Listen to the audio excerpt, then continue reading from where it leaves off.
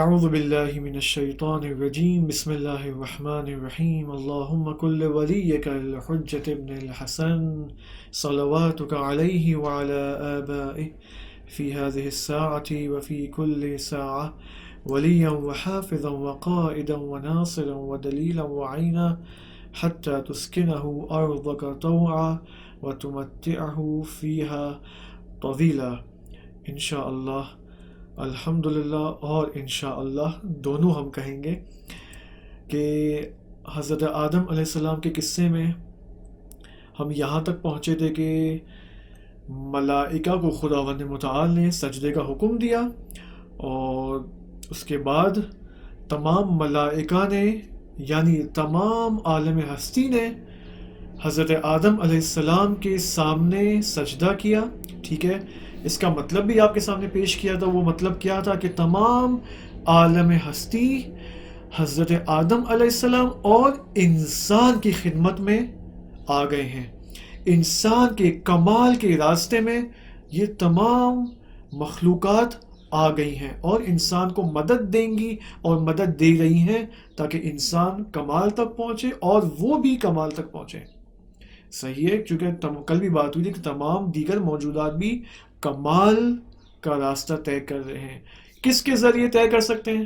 کس کے ساتھ تعلق جوڑیں گے یہ مخلوقات تمام کی تمام دنیا کے اندر، عالم ہستی کے اندر، تاکہ وہ کمال تک پہنچ سکے؟ انسان کے ساتھ. یہ مخلوقات انسان کے ساتھ متعلق ہو چکی ہیں اس سجدے کے بعد. صحیح ہے، تاکہ وہ بھی کمال کو پہنچے اور انسان بھی کمال تک پہنچے. پھر بات ہوئی تھی کہ سب نے سجدہ کیا سوائے ابلیس نے، سوائے شیطان کے. اب اس سے پہلے کہ ہم اس موضوع کو مزید کنٹینیو کریں، ہم حضرت آدم علیہ السلام سے اذن مانگتے ہیں، ان سے توسل کرتے ہیں، ان سے مدد مانگتے ہیں کہ وہ ہمارے لیے دعا کریں کہ ہم اس موضوع کو بیان بھی کر سکیں اور سمجھ بھی سکیں اور اس کے اوپر عمل پیدا ہونے کی توفیق عطا فرمائے خداوند متعال. اچھا، بات کہاں تک ہوئی تھی؟ بات پھر یہ ہوئی تھی کہ شیطان نے سجدہ کرنے سے انکار کیا، اور خداوند متعال اور شیطان کے درمیان ایک کنورزیشن آپ کی خدمت میں پیش کی قرآن کی آیات سے، مختلف آیات میں. اور جب شیطان نے کہا کہ میں برتن ہوں، میں آگ سے بنایا گیا ہوں، وہ خاک سے بنایا گیا ہے، اور یہ ساری باتیں کی اس نے، اب یہاں پر خداوند متعال نے شیطان کے اس تمرد یعنی انکار کے بعد اسے اس مقام اور منزلت سے جو پہلے وہ فائز تھا، پہلے ملائکہ کے درمیان تھا، خدا کی عبادات میں مشغول تھا. صحیح، یہ مقام اس کو ملا تھا بالآخر کہ وہ اگرچہ وہ جن میں سے تھا شیطان، لیکن اس کو یہ مقام دیا گیا تھا کہ تم جاؤ ملائکہ کے درمیان اور میری عبادت کر سکتے. لیکن اب اس تمرد اور انکار کے بعد خدا نے اس مقام سے بھی اس کو گرا دیا، نکال دیا، اپنی رحمت سے نکالا، خارج کیا. اور پھر یہ خداوند متعال نے سورہ ہجر کی آیت نمبر 34 میں یہ بات کی کہ بسم اللہ الرحمن الرحیم، قال، خداوند متعال فرمانے کے فخرج منہا، تو نکل جا یہاں سے، فإنک رجیم. بہت عظیم تعبیر ہے. خداوند نے شیطان کو کہا کہ تو رجیم ہے. رجیم یعنی رجیم کے دو معنی ہیں، دو معنی سے مراد یعنی معنی ایک ہی ہے، اس کے دو حصے ہیں، دو پارٹس ہیں. رجیم کا ایک پارٹ یہ ہے کہ رحمت خدا سے تو دور ہو جا. وہ شخص یا وہ مخلوق جو رحمت خدا سے دور ہو جاتی ہے اور رحمت خدا سے دور ہونے کے بعد تا قیامت خدا کی لعنت ابدی کا شکار ہے. صحیح، رجیم اعوذ باللہ من الشیطان الرجیم، شیطان رجیم یعنی وہ جو خدا کی رحمت سے دور، خارج، نکلا ہوا، اور لعن الہی تا قیامت تک لعن الہی کا شکار ہے. یہ ایک اور جگہ میں سورہ اعراف کے اندر آیت نمبر 13 میں آیا ہے کہ قال، خداوند نے فرمایا شیطان کو کہ فہبت منہا، تو یہاں سے حبوط کر جا. حبوط کی ہم بعد میں بات کریں گے، ٹھیک ہے.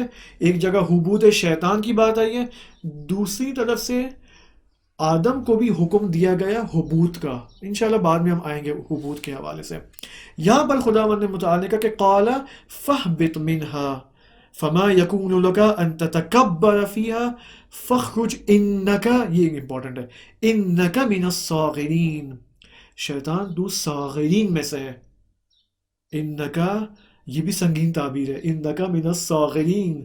جس قدر وہ تعبیر یعنی رجیم سنگین تھی اور خطرناک تعبیر، اس کا معنی بھی آپ نے دیکھا کتنا خطرناک معنی ہے، یہ بھی جو ہے اس سے کم نہیں ہے کہ انکا شیطان تو صاغرین میں سے ہے.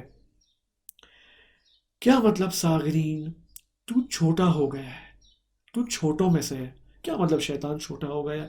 یعنی انسان اور کوئی بھی مخلوق، اب چاہے وہ شیطان ہو چاہے وہ انسان ہو، جو بھی خدا کی معصیت کرے، گناہ انجام دے، عمل سیئہ انجام دے، غلط کام کرے، صحیح، وہ اس معصیت کو انجام دینے سے چھوٹا ہو جاتا ہے.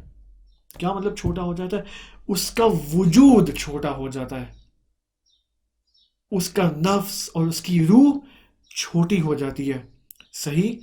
کیا مطلب چھوٹا ہونا؟ یعنی انسان جب عمل صالح انجام دیتا ہے، عمل حسنہ انجام دیتا ہے، صحیح ہے، خدا کی رضایت کی خاطر، ثواب کی خاطر، اور جو بھی خدا کے احکام ہیں اس کے اوپر عمل پیدا ہوتا ہے، اس سے انسان کے وجود میں پھیلاؤ آتا ہے. وجود کا کیا مطلب ہے؟ کیا مطلب وجود انسان؟ بدن تو مراد نہیں ہے، کل آپ کے سامنے پیش کیا، آج بھی ہم اس کو مزید دیکھیں گے کہ انسان کی حقیقت اس کا بدن نہیں ہے بلکہ اس کا روح اور نفس ہے.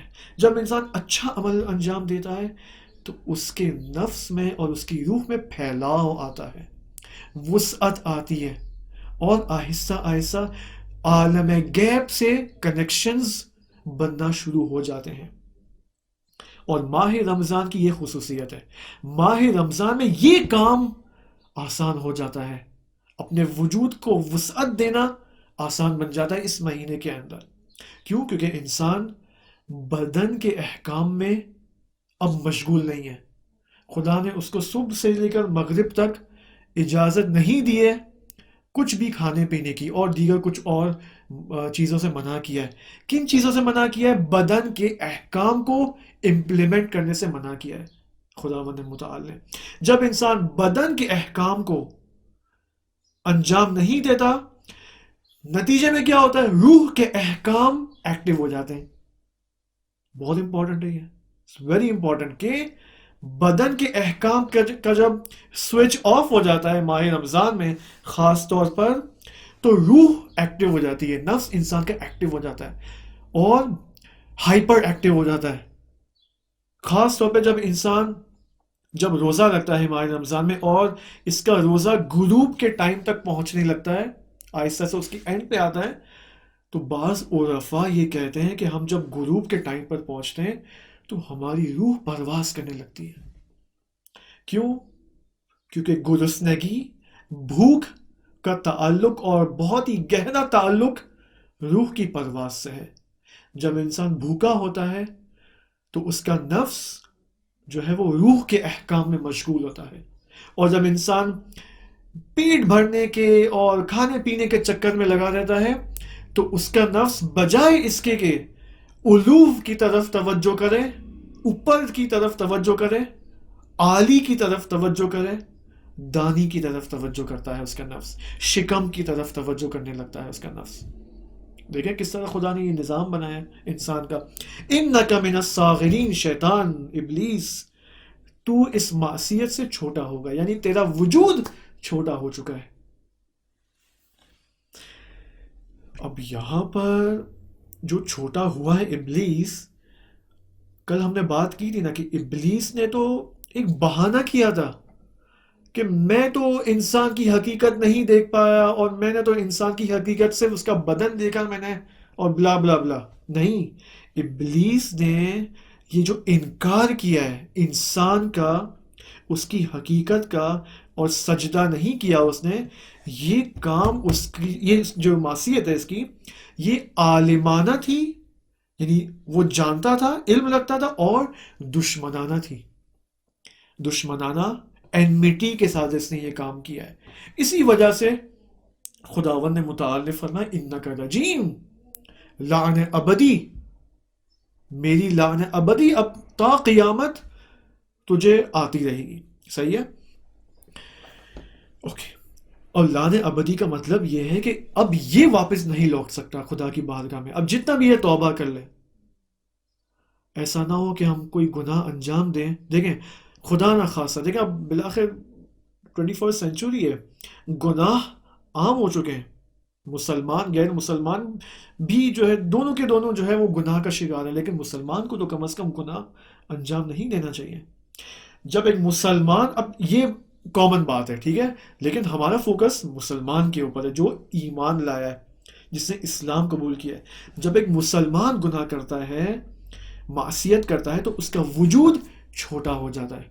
ایک جھوٹ سے وجود انسان کا چھوٹا ہو جاتا ہے، چہ جائے کہ انسان روزانہ جھوٹ بولے، چہ جائے کہ انسان روزانہ غیبت کرے،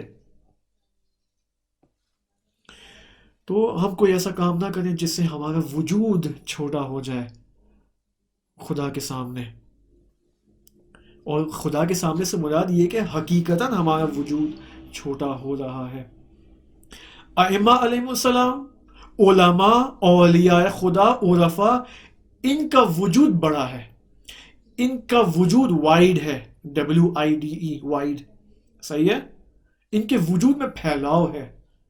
کیوں؟ کیونکہ یہ مسلسل عمل صالح میں مشغول رہتے ہیں۔ بعض ایسے علماء موجود ہیں، عرفاء، ابھی 2 دن پہلے ٹی وی پہ بھی ایک عارف کی بات آ رہی تھی، شاید ان کا نام تھا، اب میں بھول گیا، شاید مرحوم رحیم ارباب تھے، یا ہاں مرحوم حداد رحمۃ اللہ علیہ، جو نجف میں تھے اور بہت بڑے عارف تھے۔ ان کے بارے میں یہی بات ہو رہی تھی کہ انہوں نے یہ بات کہی، انہوں نے یہ کہا تھا میں نے آج تک زندگی بھر میں نے کسی نامحرم کو نہیں دیکھا ہے، یہ انہوں نے دعویٰ کیا، ادعا کیا ہے، صحیح ہے، اور ممکن ہے، پاسبل ہے، صحیح۔ اب دیکھیں، اب ایسا شخص ہو جس نے کبھی بھی نامحرم کو نہ دیکھا ہو، ٹھیک ہے، اب اس کے اوپر ڈیٹیلز ڈسکشن کر سکتے ہیں، کیا مطلب نامحرم کو نہیں دیکھنا، ٹھیک ہے، کیونکہ ایک دفعہ پہلی نگاہ میں انسان جب نامحرم کو دیکھتا ہے تو گناہ شمار نہیں ہوتا، لیکن جب دوسری دفعہ دیکھیں تو یہ خطرناک ہے، یہاں پر اس کا گناہ شمار ہونا شروع ہو جائے گا، صحیح ہے۔ تو اب ایسا انسان جس نے کبھی بھی نامحرم کو نہیں دیکھا ہے، اب آپ خود سوچیں، اندازہ لگائیں کہ اس کے وجود میں کس قدر وسعت پیدا ہو گئی ہوگی، اور کس قدر اس کا عالم غیب سے کنیکشن اور ارتباط برقرار ہو چکا ہوگا۔ خدا رحمت کرے مرزا یا مرحوم حداد کی انشاءاللہ۔ پس اب جب انسان کا وجود چھوٹا ہو جاتا ہے معصیت کرنے سے، تو یہاں پر خدا کی وہ آیت صدق آتی ہے، یہاں پر خدا کی آیت اپلیکیبل ہوتی ہے، کون سی؟ مشہور ہے، صحیح ہے، سورہ بقرہ کے اوائل میں ہے کہ ختم اللہ علی قلوبہم، خدا ان کے دلوں پر مہر لگا دیتا ہے۔ جب خدا نے مہر لگا دی، اب واپس لوٹنا محال ہے، محال یعنی پاسبل نہیں ہے، امپاسبل ہے، مگر یہ کہ خدا کی کوئی خاص رحمت ہو، ٹھیک۔ یا یہ آیت بھی آپ دیکھیں کہ ان الذین، سورہ بقرہ کی ہے کہ ان الذین کفروا سواء علیہم اانذرتہم ام لم تنذرہم لا یؤمنون، اے نبی چاہے تم ان کو انذار کرو نہ کرو، وہ ایمان نہیں لانے والے۔ آپ دیکھیں کیوں؟ کیونکہ وجود میں پھیلاؤ نہیں ہے، وجود چھوٹا ہو چکا ہے۔ یا ختم اللہ علی قلوبہم وعلی سمعہم وعلی ابصارہم غشاوہ ولہم عذاب عظیم، اور ان کے اوپر عظیم عذاب ہے۔ پس اب یہاں پر شیطان کی ذات صحیح ہے، اس کا عمل نہیں، ہم شیطان کے عمل کی بات نہیں کر رہے ہیں، یہاں پر عمل یہ بتا رہا ہے اس نے جو انکار کیا سجدے سے اور دشمنانہ انداز میں، اور پھر خدا سے کہا کہ میں ہرگز سجدہ نہیں کروں گا، تا قیامت میں سجدہ نہیں کروں گا، اس کا مطلب اس نے دشمنی کا اظہار کیا ہے، یہاں پر استکبار کیا ہے۔ یہ اس سے ہمیں پتہ چلا کہ اس کی ذات در حقیقت فاسد ہو چکی ہے، اس کا آؤٹ پٹ اس کا یہ عمل ہے، انکار فرمان خداوندی۔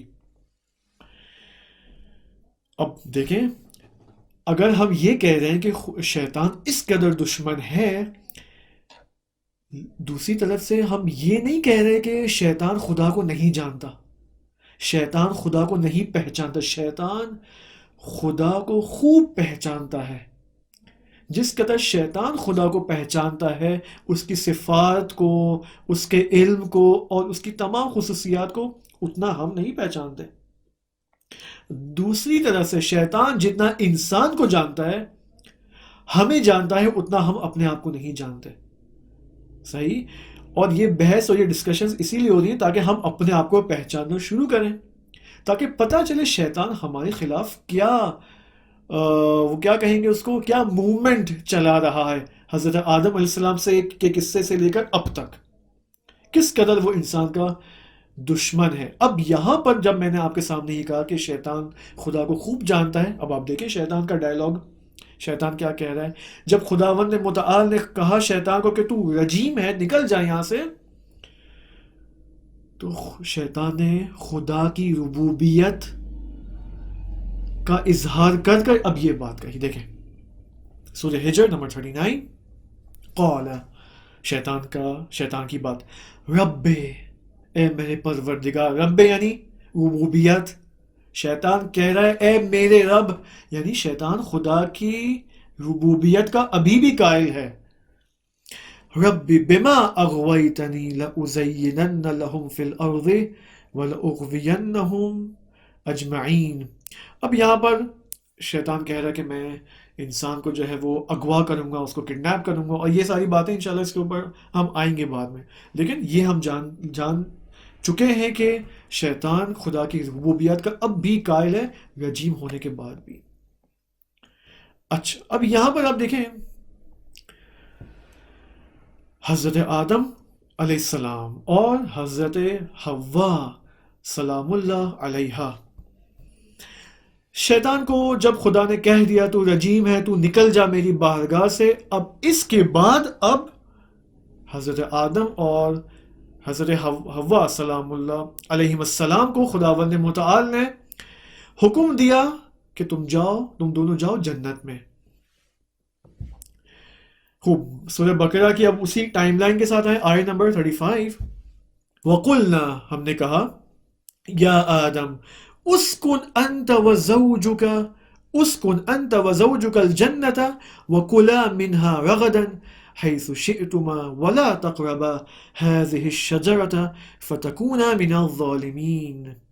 اے آدم، تم اور تمہاری زوجہ دونوں جنت میں ساکن ہو جاؤ، رہائش اختیار کرو، سٹے کرنا شروع کر دو، وَكُلَا مِنْهَا رَغَدًا، اور جو تمہیں کھانا ہے، حَيْثُ شِئْتُمَا، جو تم کھانا چاہتے ہو، جو نعمتیں تم استفادہ کرنا چاہتے ہو جنت سے، وہ استفادہ کرو، جو غذا ہے اس سے استفادہ کرو، وَلَا تَقْرَبَا هَذِهِ الشَّجَرَةَ، اور اے آدم اور اے حوا، اس یعنی ہاذہی یعنی یہ درخت، اس کے قریب مت جانا تم دونوں، ولا تقربا یعنی قریب مت جانا تم دونوں اس شجرے کے، ٹھیک ہے، فتکونا، کہ اگر تم قریب چلے گئے تو کیا ہوگا، فتکونا من الظالمین، تو تم دونوں ظالمین میں سے شمار ہوگے۔ اب یہاں پر ایک اور آیت میں دیکھیں، اب آپ دیکھیں خدا نے مختلف، میں نے آپ کو کہا نا حضرت آدم علیہ السلام کا قصہ مختلف مقامات پر آیا ہے قرآن کے اندر، یہ آیت نمبر 35 آف سورہ بقرہ تھی۔ اب سورہ طٰہٰ کی آیت نمبر 118 119 میں خدا اس جنت کی جس میں آدم اور حوا سلام اللہ علیہما کو بھیجا گیا ہے، اس جنت کی خصوصیات خداوند متعال یہاں بتا رہے ہیں کہ ان لک الا تجوع فیها ولا تعرى وانك لا تظمأ فیہا ولا تضحا، اے آدم تیرے لیے جنت میں یہ امتیاز ہے، یعنی تیرے لیے ہم نے یہ چیزیں وہاں رکھی ہیں کہ جنت میں تجھے بھوک نہیں لگے گی، تو وہاں پر برہنہ نہیں ہوگا، عریان نہیں ہوگا، صحیح، اور تجھے وہاں پر پیاس نہیں لگے گی، تشنا نہیں ہوگا، اور آخر میں کیا کہا، ولا تضحا، سورج اور آفتاب کی تپش تمہیں نہیں لگے گی۔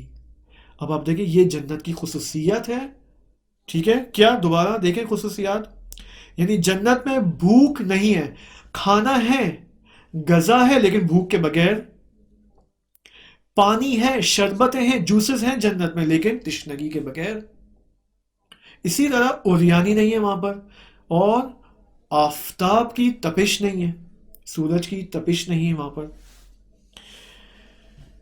اب یہ کیسے ممکن ہے؟ ممکن ہے آپ سوال کریں، اور سوال بالکل درست ہے کہ کیسے ممکن ہے کہ بھوک کے بغیر، کھانے کے بغیر، بھوک کے بغیر کھانا، ٹھیک ہے، وداؤٹ ہنگر، یہ ایسے ہی جیسے جنین کے مرحلے میں ہوتا ہے، جب انسان کا نطفہ رحم مادر میں آتا ہے اور بنتا بنتا جنین بنتا ہے، آپ دیکھیں اس جنین کو بھوک نہیں لگتی ہے، اگر بھوک لگتی ہے تو اس کو احساس نہیں ہوتا بھوک کا، وہ مسلسل 9 مہینے جو ہے وہ کھانے میں مشغول ہے، غذا لے رہا ہے اپنی مادر سے، رحم مادر کے اندر، لیکن جنین کو بھوک کا احساس نہیں ہے، اصلاً بھوک کا احساس نہیں ہے۔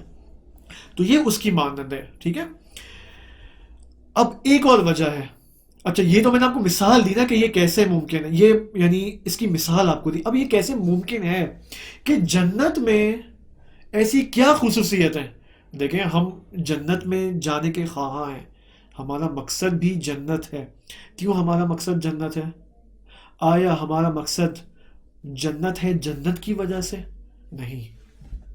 نہیں، کیونکہ ایک حدیث میں ہے کہ یہ آیت ابھی مجھے ذہن میں نہیں ہے کہ اے انسان اپنے آپ کو جنت کی قیمت میں مت بیچو، صحیح ہے، تمہارا مقام جنت سے بالاتر ہے، ہونا یہ چاہیے، بجائے اس کے کہ انسان جنت کا مشتاق ہو، جنت انسان کی مشتاق ہے، صحیح۔ ہم کیوں جنت کے مشتاق ہونے چاہیے؟ چلیں میں اگر مشتاق ہونے کی بات کر لوں کہ we must go to heaven, اور جانا بھی چاہیے، کیوں جنت میں ہمیں جانا چاہیے؟ کیونکہ جنت میں خدا ہے، جنت میں خدا کی نگاہیں ہمارے اوپر ہیں، ڈائریکٹ نگاہ، یہ جنت کی سب سے اعلیٰ خصوصیات ہے۔ جنت میں ہم انسان کامل کے ہمراہ ہیں، انبیاء الہی کے ساتھ ہیں، معصومین علیہم السلام کے ساتھ ہیں، صحیح ہے۔ آیت اللہ جواد عاملی حفظہ اللہ کو جب پوچھا گیا کہ جب آپ جنت جائیں گے، بالآخر یہ علماء جنتی ہیں، بالآخر آیت اللہ بہجت اور دیگر جو علماء ہیں، عرفاء ہیں جو فوت ہو چکے ہیں، وہ جنتی علماء ہیں بالآخر، اور جو ابھی بھی زندہ ہیں جن کو ابھی تک ہم شاید نہیں جانتے، صحیح، وہ بھی جنتی ہیں، بہشتی ہیں۔ جب آیت اللہ جوادی عاملی سے پوچھا گیا کہ آپ کی آرزو کیا ہوگی جنت کے اندر، تو آیت اللہ جوادی عاملی نے کہا کہ میری آرزو یہ ہے کہ میں امیر المؤمنین کے محضر میں درس حاصل کروں، امیر المؤمنین کے محضر میں کیا کروں؟ درس حاصل کروں، علوم دینی کی درس، ٹھیک ہے، یعنی جو کام میں دنیا میں مشغول تھا، یعنی حوزے کے اندر، مدرسے کے اندر اور علوم دینیہ میں مشغول تھا، یہی آرزو میری جنت میں بھی ہے کہ میں امیر المؤمنین کے محضر میں علوم دینی کو حاصل کروں۔ دیکھیں یہ آرزو کا لیول دیکھیں، اب ہم اپنی آرزوؤں کو ان علماء کی آرزوؤں سے مقایسہ کریں۔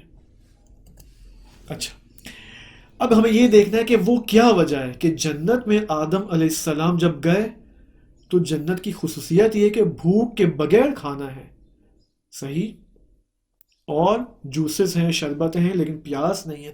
اس کی وجہ دیکھیں، اب یہ بہت امپورٹنٹ ہے، اس کو غور سے سنیں۔ اس کی وجہ یہ کہ جب آدم علیہ السلام اور حوا سلام اللہ علیہا جنت میں آئے تھے خلقت کے بعد، خلقت تازہ خلق ہوئے، صحیح ہے، وَنَفَخْتُ فِيهِ مِنْ رُوحِي، ہم نے اپنی روح کو پھونکا۔ یہ سارے مراحل طے ہونے کے بعد اور یہ سارے واقعات کے بعد جنت کیا ہے؟ جنت میں آدم علیہ السلام اور حوا سلام اللہ علیہ خدا کے جذبے میں غرق تھے. خدا کے اس، اب جذبے کو ہم کیا کہیں گے؟ آئی ڈونٹ نو، انگلش میں آئی تھنک اٹریکشن کہیں گے، ٹھیک ہے. یہ اس قدر خدا کے اس محضر ربوبی میں غرق ہو چکے تھے، اس قدر جذبہ الہی میں مستغرق ہو چکے تھے. مستغرق یعنی غرق ہو چکے تھے، میلٹ ہو چکے تھے، کہ بھوک کا احساس ہی نہیں تھا، پیاس کا احساس ہی نہیں تھا. کیا مطلب بھوک کا احساس نہیں تھا؟ میں نے آپ کو کہا نا، بھوک کا کیا مطلب ہے؟ بھوک یعنی بدن، بھوک اور پیاس یعنی بدن کے احکام. آدم اور حوا سلام اللہ علیہ اس قدر خدا کے جذبے میں غرق ہو چکے تھے کہ اپنے بدن کی طرف اصلا توجہ ہی نہیں تھی. اصلا بدن کے احکام تو دور کی بات ہے. جب انسان کو بدن کی طرف توجہ ہی نہیں ہے تو بدن کے احکام کی نسبت کیا توجہ ہوئی؟ تو آدم علیہ السلام اس قدر مجذوب ہو چکے تھے، اٹریکٹ ہو چکے تھے اور میلٹ ڈاؤن ہو چکے تھے خدا کی اس جذبے کے اندر، اس معنوی جذبے کے اندر، کہ اصلا بھوک کا احساس نہیں، پیاس کا احساس نہیں، سورج کی تپش کا احساس نہیں. یعنی توجہ بے بدن تمام شد. صحیح، بدن کی طرف توجہ نہیں ہے، بدن ہے. دیکھیں جنت، میں نے آپ کو کہا نا، تمام خلقت کے مراحل طے ہو چکے ہیں، تعلیم اسما ہو چکی ہے، سجدے کا مراحل طے پا چکے ہیں. اب آدم علیہ السلام اپنی باڈی سمیت جنت میں بھیجے جا رہے ہیں. اسی وجہ سے ائمہ علیہ السلام کو جب پوچھا گیا کہ یہ جنت آیا وہی اخروی جنت تھی یا نہیں تھی، تو ائمہ فرماتے کہ نہیں، وہ اخروی جنت نہیں تھی جس میں آدم کو داخل کیا گیا، بلکہ یہ دنیاوی جنت میں سے ایک جنت تھی. یا اگر یہ تعبیر بہتر ہے کہ دنیاوی جنت تھی، اسی دنیا کی ایک جنت تھی. اب تاریخی اعتبار سے یہ کہا جاتا ہے کہ یہ سارے جو واقعات پیش آئے یہ اسی مڈل ایسٹ کے اندر یہ سب ہوا ہے. صحیح ہے کہ وہ جو باغ تھا وہ جنت تھی جس میں آدم علیہ السلام کو بھیجا گیا. یہ باغ اسی عراق اور اس نجف کے علاقے میں یہ تھا، یہ ٹھیک ہے. اور جتنے بھی اکثر جو انبیاء علیہ السلام آئے ہیں وہ اکثر مڈل ایسٹ کے اندر آئے، وہ بھی عراق کے اندر، اسی نجف اور کوفہ کے لوکیشنز کے اندر ان کو مبعوث کیا گیا ہے. اب ائمہ یہ فرماتے ہیں علیہ السلام کہ وہ جو اخروی جنت ہے وہ جنت خلد ہے، وہاں پر خلود ہے. کیا مطلب وہاں پر خلود ہے؟ صحیح، ہم فیہا خالدون. کتنی دفعہ ہم نے قرآن میں پڑھا ہے ہم فیہا خالدون. خالدون، خلود، خلد، اس کا مطلب ہمیشگی. یعنی ایک دفعہ انسان اس خلود کی جنت میں یعنی آخرت میں داخل ہو گیا پھر واپس کبھی نہیں نکلے گا وہاں سے، ہمیشہ وہ جنت میں ہوگا. دخول ہے جنت کے اندر، جنت خلد کے اندر، جنت اخروی کے اندر، لیکن خروج نہیں ہے. لیکن یہ دنیاوی جنت تھی، ٹھیک ہے، جس میں آدم علیہ السلام کو داخل کیا گیا، وہاں بھیجا گیا. صحیح. لیکن اس تمام ابھی تک جو میں نے آپ کی بات کی نا اس جنت کے ماجرا کے حوالے سے، سب سے اصلی پوائنٹ کیا تھا یہاں پر آپ بتائیں مجھے؟ سب سے یعنی جو ہمارے انسانی سٹرکچر سے مربوط ہے وہ کیا پوائنٹ تھا؟ وہ یہ پوائنٹ تھا. کون سا؟ جذبہ الہی والا، کہ آدم علیہ السلام اور حوا سلام اللہ علیہ اس قدر جذبہ الہی میں غرق ہو چکے تھے کہ بدن کی طرف توجہ نہیں تھی. ایک نتیجہ لوں میں آپ کے لیے، اس کا مطلب ہمیں دنیا میں بھی یہ کام کرنا ہے. دنیا میں بھی ہمیں بدن کے احکام کی طرف توجہ کم کرنی ہوگی. اگرچہ کھانا کھانا چاہیے، پیاس بجھانی چاہیے، یہ سب کچھ اپنی جگہ موجود ہے، کیونکہ دین کے واجبات میں سے ایک واجب ہے کہ انسان اپنے بدن کو محفوظ رکھے. انسان ایسا کوئی کام نہ کرے جس سے اس کا بدن ضعیف ہو. بس کھانا کھانا چاہیے، پیاس بجھانی چاہیے، بدن کے جو دیگر امور ہیں ان کو انجام دینا چاہیے، لیکن اس طرح کے انسان جذبہ الہی سے محروم نہ ہو جائے، اس طرح کے انسان اپنی حقیقت سے غافل نہ ہو جائے. اس وقت ہم اس قدر بدن کے اندر رائٹ ناؤ، اس وقت 21st سینچری میں اس قدر مٹیریلزم اور یہ ٹیکنالوجی، اچھی بات ہے، ٹیکنالوجی کا انکار نہیں ہو رہا ہے، لیکن ایک نقصان یہ ہوا ہے ٹیکنالوجی کا وہ یہ کہ ہم اپنے بدن میں اس قدر غرق ہو چکے ہیں، اپنے بدن کے احکام کے اندر اس قدر غرق ہو چکے ہیں کہ اپنی اسپرچوالٹی، اپنا حقیقی من، اس کی نسبت غافل ہو چکے ہیں۔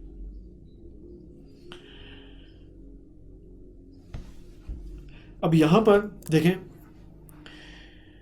شجرہ ممنوعہ، صحیح ہے، آدم علیہ السلام اور حوا سلام اللہ علیہ کو کہا گیا کہ اس شجرہ کی طرف مت جاؤ، درخت کی طرف۔ اب یہاں پر کوشچن، یہاں پر پوائنٹ، سب سے پہلا پوائنٹ یہ ہے کہ ولا تقربا، قریب مت جاؤ۔ اس کو عربک میں کہتے ہیں، یہ جب ایک بزرگ، ایک بڑی شخصیت ایک چھوٹی شخصیت کو حکم دے کہ یہ کام نہ کرو، اس کو عربک گرامر کے کہتے ہیں نہیں۔ اگر میں اپنے بیٹے کو حکم دوں کہ بیٹا میرے لیے پانی لے کر آؤ، یا چلیں بیٹا پانی لے کر آؤ، تو تھوڑا اس میں ممکن ہے وہ نہ بھی لائے، لیکن اگر میں صحیح سے حکم دوں کہ بھائی پانی لے کے آؤ، صحیح، تو اس کے لیے واجب ہے ماننا، صحیح ہے۔ اگر اس نے مانا نہیں، اس نے میری بات نہیں مانی، تو ایک لحاظ سے معصیت ہے، صحیح ہے، کیونکہ باپ ولی ہوتا ہے، معصوم کے بعد کون ولی ہے انسان کا؟ باپ انسان کا ولی ہے، لیکن یعنی بچوں کے لیے۔ اب اگر باپ حکم دے کہ یہ کام نہ کرو، اس کو ہم کہتے ہیں آمر، فعل آمر، یہ کام کرو۔ اور جب نہیں، یہ کام نہیں کرو، تو عربک میں اس کو کہتے ہیں فعل نہیں، ٹھیک ہے۔ اب خدا نے یہاں پر نہیں کی آدم کو کہ لا تقربا، مت جانا اس کے قریب۔ اب سوال یہاں پر یہ ہے، اور اس سوال اور اس ٹاپک میں اس قدر نظریات موجود ہیں، اور بعض علماء جو ہیں وہ یہاں پر غلط یعنی تفسیر کا شکار ہو جاتے ہیں، صحیح ہے، بالآخر معصوم تو نہیں ہے، لیکن افسوس یہ ہوتا ہے کہ بعض شیعہ علماء بھی یہاں پر، افسوس کی بات ہے، دیکھیں نہیں سے مراد کیا ہے۔ اب اگر خدا نے آدم علیہ السلام کو منع کیا ہے کہ تم مت جاؤ اس شجرے کے قریب، آدم علیہ السلام تو بعد میں چلے جاتے ہیں نا، یعنی وسوسے کے بعد، اب ہم آئیں گے اس کے اوپر اگر ٹائم بچا تو۔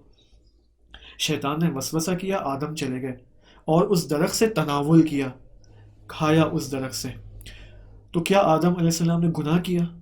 نہیں، گناہ نہیں کیا آدم علیہ السلام نے۔ کیوں؟ اس کی وجہ یہ ہے کہ گناہ، ثواب، صحیح ہے، ثواب، گناہ، یہ سارے جو احکام ہیں جو ہم فقہ میں پڑھتے ہیں، اور دین اسلام کو قبول کرنے کے بعد اور بلوغ کے بعد، صحیح، بالغ ہونے کے بعد، یہ تمام احکام ہمارے اوپر لاگو ہوتے ہیں۔ اگر ہم نے انجام دیا ثواب ملے گا، انجام نہیں دیا گناہ ملے گا، معصیت۔ یہ سب بلوغ کے بعد ہے، لیکن بلوغ کے بعد سے کیا مراد ہے؟ زمین پر آنے کے بعد یہ احکام لاگو ہوتے ہیں، جبکہ آدم علیہ السلام ابھی تک یہاں پر زمین میں نہیں آئے، زمین پر حبوط کے بعد آئیں گے۔ حبوط کب ہوگا؟ جب شجرے سے وہ کھائیں گے، کھانے کے بعد خدا حکم دے گا حبوط، قُلْ اهْبِطُوا، کہ تم نکل جاؤ یہاں سے۔ اب نکل جاؤ اس طرح سے نہیں جس طرح میں کہہ رہا ہوں، ٹھیک ہے، وہ انداز نہیں ہے، ٹھیک ہے۔ اب ممکن آپ کہیں کہ آپ نے تو ابھی کہا تھا کہ جنت دنیاوی جنت تھی، صحیح ہے، تو اس کا کیا مطلب ہے؟ یہاں پر دو چیزیں، دنیا اور زمین میں فرق ہے، صحیح ہے، دنیا اور زمین میں فرق ہے۔ اب یہ فرق کیا ہے؟ یہ خود ایک ہائر کلاس کی ٹاپک ہے، ٹھیک ہے، یہ اساتیر کی طرف، اس کی طرف رجوع کرنے کی ضرورت ہے اس بحث کے حوالے سے کہ دنیا اور زمین میں کیا فرق ہے، ٹھیک ہے۔ اب اسی وجہ سے امام علیہ السلام نے جب اس شخص کے سوال کے جواب میں، جب شخص نے سوال کیا کہ آدم علیہ السلام کس جنت میں تھے، تو امام نے نہیں کہا کہ زمین کی جنت، امام نے کہا دنیاوی جنت۔ بس زمین اور ہے، دنیا اور ہے، اور اپنی طرف سے میں نہیں کہہ رہا ہوں، بلکہ علماء اور مفسرین نے یہ بات کہی ہے، ٹھیک ہے۔ اب یہ کہ تاریخ اعتبار سے وہ جنت کیا مڈل ایسٹ، اور یہ نقل ہے، نقل قول ہے، لیکن بہت سارے لوگ اس کے بارے میں رائے رکھتے ہیں کہ یہ جنت جو ہے یہ واقعہ وہاں پیش آیا۔ اب اس کے بارے میں اس کی کیا تفصیلات ہیں، فی الحال ہم اس کو نہیں چھیڑتے، ٹھیک ہے، لیکن تشنگی آپ کے اندر ہونی چاہیے، اس کے لیے مطالعات ضروری ہیں اور تحقیقات، مفصل تحقیقات کی ضرورت ہے تاریخی اعتبار سے۔ اگر مجھے کوئی ریفرنس ملا اور مجھے کوئی پی ڈی ایف مل گئی اردو میں، یا اگر میں اس کو ٹرانسلیٹ کر پائے، تو میں آپ کے لیے حتماً اس کو میں پوسٹ کر دوں گا میں اس کو اسی موضوع کے اوپر تاریخی اعتبار سے. لیکن یہ یاد ہے کہ دنیا اور زمین میں فرق ہے. اچھا تکلیف دیکھیں فارسی میں کہتے ہیں ہم تکلیف. تکلیف یعنی یہی واجب حرام مستحب مکروہ مباح. اس کو ہم عربک میں کہتے ہیں احکام تکلیفی. فارسی میں بھی یہی کہتے ہیں جو کہ عربک سے لیا گیا احکام تکلیفی واجب حرام مستحب یہ سب.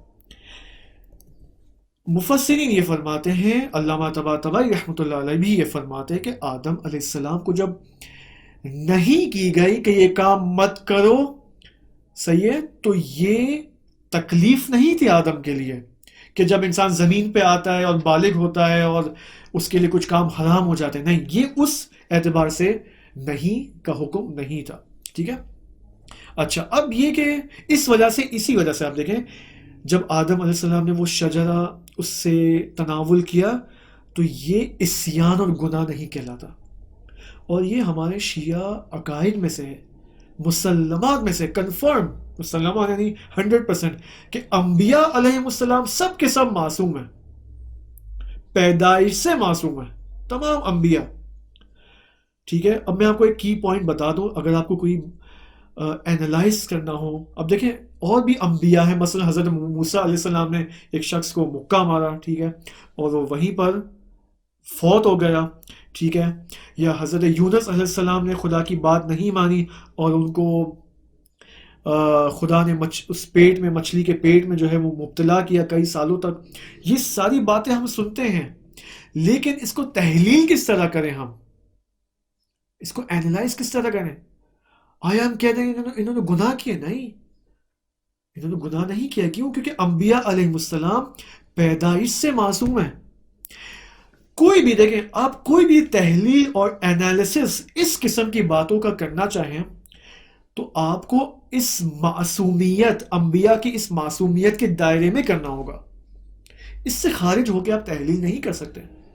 ٹھیک ہے. اب اگر کوئی عالم یہ کہتا ہے کہ قرآن میں تو آیا ہے کہ عصا صحیح ہے عصا آدم ربہ آدم نے خدا کی معصیت کی. اب یہ قرآن میں آیا ہے. اب معصیت یعنی گناہ صحیح ہے. لفظی ترجمہ بھی یہ ہے آدم نے معصیت کی خدا کی. ٹھیک ہے. گناہ انجام دیا. صحیح ہے. اب ایک عالم کے بقول کہ بھئی یہاں تو لکھا ہوا ہے عصا کے کا مطلب گناہ. اب انہوں نے تو یہ بھی کہا بعد میں کہ تمام شیعہ مفسرین نے جو ہے وہ تمام شیعہ مفسرین اس خدا کی اس بات کے سامنے کھڑے ہو گئے اور توجیہ کرنے لگے کہ نہیں آدم نے گناہ نہیں کیا آدم نے گناہ نہیں کیا. صحیح. اب دیکھیں بعض شیعہ علماء بھی یہ کہتے ہیں کہ آدم نے گناہ کیا جبکہ غلط ہے. یہ ہم انبیاء کی عصمت کے قائل ہیں. صحیح. انبیاء کے بارے میں جو تحلیل کرنی ہو جو انالیسس کرنا ہو اس عصمت کے سرکل کے اندر رہتے ہوئے آپ تحلیل کر سکتے ہیں. صحیح. اوکے. اب یہاں پر ایک اور سوال یہ بھی ہے کہ یہ درخت کیا تھا یہ شجرہ ممنوعہ کیا تھا. اس کے بارے میں مختلف اقوال روایات کے اندر بھی ہے. بعض روایات یہ کہتی ہیں کہ یہ انگور کا تھا یہ گندم کا تھا لیکن فی الحال اس سے کوئی ہماری خاص غرض نہیں ہے. ٹھیک ہے. لیکن ایک بات کنفرم ہے وہ کیا ہے کہ یہ درخت توجہ بدن کا درخت تھا. دوبارہ یہ درخت دنیا سے متعلق تھا. یعنی اگر آدم علیہ السلام اس درخت سے تناول کر لیں کہ انہوں نے کیا اس کے نتیجے میں توجہ پہ بدن محقق ہو جائے گی. میں نے کہا نا حضرت آدم حضرت حوا سلام اللہ علیہما جب جنت میں آئے تو وہ اس قدر غرق تھے خدا کے بارگاہ کے اندر اور خدا کے اس محضر میں خدا کی اس ذات میں غرق تھے کہ توجہ پہ بدن نہیں تھی جبکہ بدن موجود تھا. بدن موجود تھا لیکن توجہ نہیں تھی. یہاں پر جب خداوند نے متعال نے منع کیا کہ نہیں کھاؤ اس درخت سے تو یہ درخت در حقیقت وہی درخت ہے کہ اگر اس سے کھا لیا تو بدن کی طرف توجہ آ جائے گی اور آدم علیہ السلام اس جذبہ الہی سے باہر نکل آئیں گے. صحیح. لیکن بدن کی طرف توجہ آنا ضروری تھا. درخت سے کھانا ضروری تھا آدم کے لیے. یہ نقشہ الہی میں سے تھا, یہ خدا کی پلاننگ میں سے تھی کہ آدم علیہ السلام کو حتماً و حتماً درخت سے کھانا ہے. کیوں؟ ایسی کیا بات ہے؟ کیوں؟ کیونکہ آدم علیہ السلام, خدا یہ چاہ رہا ہے کہ آدم علیہ السلام اور انسان, ہم انسان دیکھیں نا, ہم صرف آدم علیہ السلام کو بے عنوان شخص آدم نہ دیکھیں بلکہ بے عنوان انسان کامل دیکھیں. آدم یعنی انسان کامل, آدم یعنی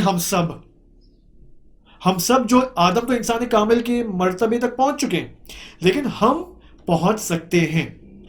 تو یہ سارے جو قصے بیان ہو رہے ہیں حضرت آدم علیہ السلام کے مختلف ایونٹس ہم نے دیکھے, یہ سب در حقیقت ہمارے قصے ہیں.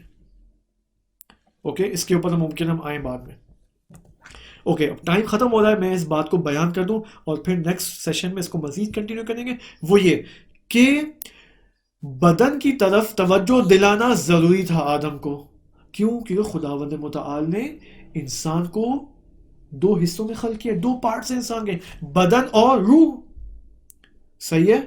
اب آدم علیہ السلام کو یہ توجہ دلانا کہ بھائی تمہارا بدن بھی ہے, تو اس کی خاطر خدا نے وہاں درخت رکھا ہوا تھا بہشت میں, اور اگرچہ منع کیا آدم علیہ السلام کو, لیکن خدا کا اصل مقصد یہی تھا کہ آدم علیہ السلام جائیں اس بہشت, اس درخت سے کھائیں, تناول کریں, اور توجہ بے بدن آ جائے اور زمین پہ آ جائے نتیجے میں, اور یہ دنیاوی زندگی شروع ہو, شریعت الہی کا آغاز ہو, اور اسلام آئے, انبیاء آئے, اور یہ سب حقائق اور یہ ایونٹس یہ سب رونما ہونے ہیں. صحیح. اب یہاں پر بہت تفصیلات ہیں, یعنی یہ ایک ایسی بات ہے جس کے اوپر ہم آرام سے 1-2 سیشنز مزید کر سکتے ہیں, ٹھیک ہے, لیکن میں نے کہا نا this is just a short course of انسان شناسی. ہم اس کے اوپر مزید نیکسٹ ایئر شاید بات کریں گے انشاءاللہ, آپ دعا کریں. لیکن یہ بات آپ ذہن میں رکھیں کہ توجہ دلانا ضروری تھا. اب اسی توجہ بدن کی طرف توجہ ہم کل بات کریں گے اس کے اوپر. 1-2 اور باتیں یہاں پر ضروری ہیں, ٹھیک ہے. آپ اپنے سوالات فی الحال ہولڈ پہ رکھیں, ممکن ہے کل اس کے جوابات آ جائیں. انشاءاللہ خدا سے دعا ہے کہ ہم اس ماہ مبارک رمضان میں اپنے آپ کی شناخت حاصل کر سکیں, اور اپنی شناخت کے بعد اس کمال کے سفر پر گامزن ہو جائیں, آ جائیں, اور اس سفر کو طے کریں اور اپنے کمال کو حاصل کریں, پلس امام سے بھی ہم متصل ہو جائیں. کیوں؟ کیونکہ کمال کا نتیجہ یہ ہوگا کہ ہم امام سے متصل ہو جائیں گے اور ان دی اینڈ خدا سے متصل ہو جائیں گے. والسلام علیکم ورحمۃ اللہ وبرکاتہ. اللهم صل على محمد